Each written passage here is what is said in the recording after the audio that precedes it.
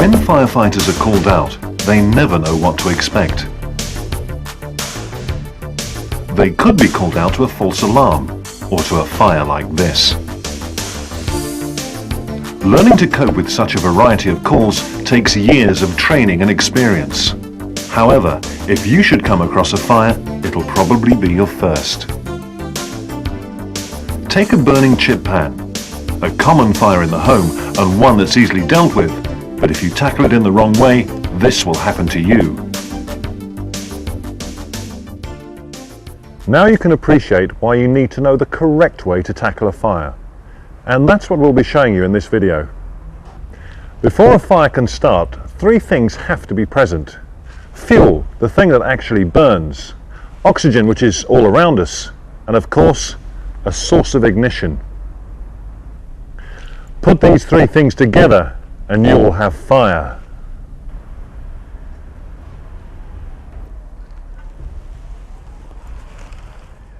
Well, that's simple enough, but now we've got a fire, how do we put it out? Well, if we remove the heat, the fuel or the oxygen, surely the fire must go out. Let's have another look at our chip pan. Well, the simplest way to put out this fire is to smother it with a damp cloth or a fire blanket.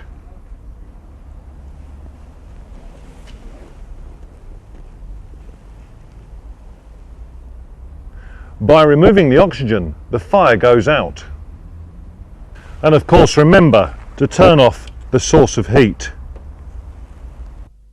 We can also put out a fire by turning off the fuel. But the most common way is to simply remove the heat by using water.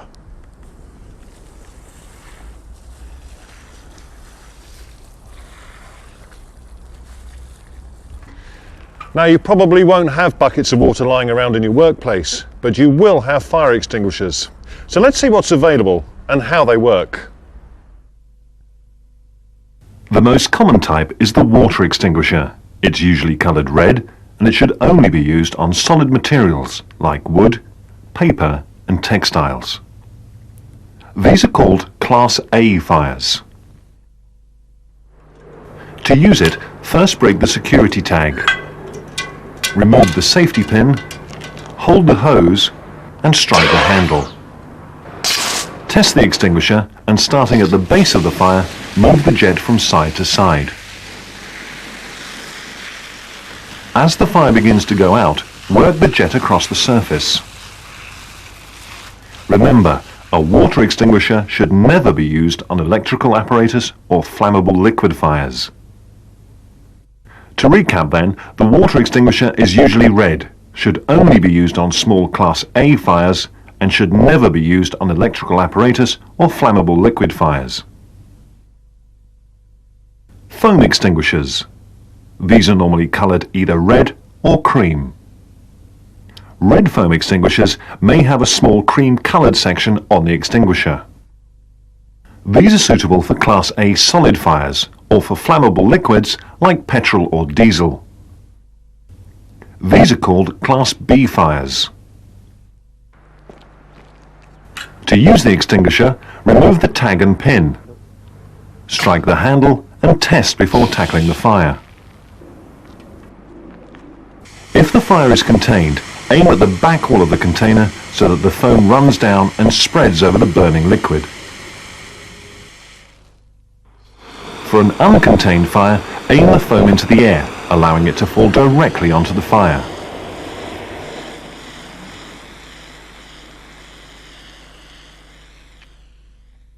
Some foam extinguishers have spray nozzles. These are always used in the same way, by aiming directly at the fire.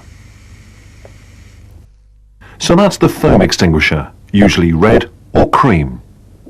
It may have either a jet or spray nozzle, and can be used on Class A solid fires or Class B flammable liquid fires, but must never be used on electrical apparatus. Dry powder extinguishers are either red or blue in colour. Red dry powder extinguishers may have a blue section on the extinguisher. They can be used on most types of fire, including Class A solids and Class B liquids. They can also be used on fires involving gas, known as Class C fires, and on electrical fires. Once the tag and pin are removed, strike the handle and test. This extinguisher is very effective and puts out most fires quickly. The powder should be aimed directly at the flames, but this may obscure the fire. To help overcome this problem, quick short bursts can be used until the operator is within range of the fire.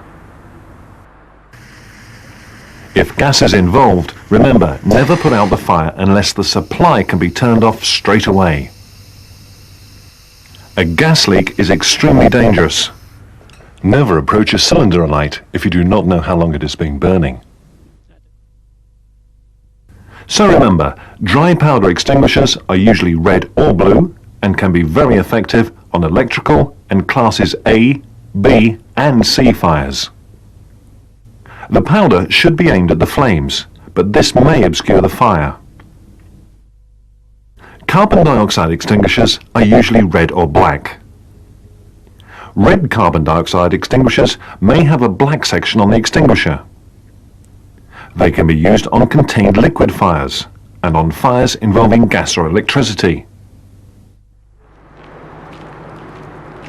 To use the extinguisher, remove the tag and pin. Position the discharge horn and test.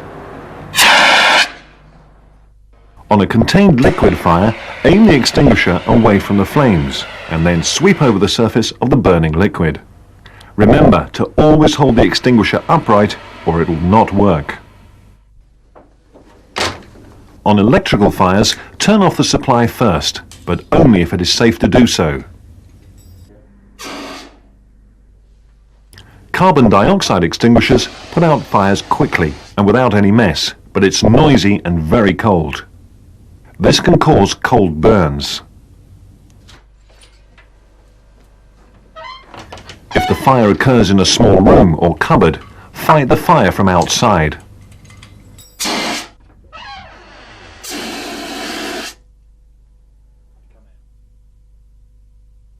The main points again on carbon dioxide extinguishers.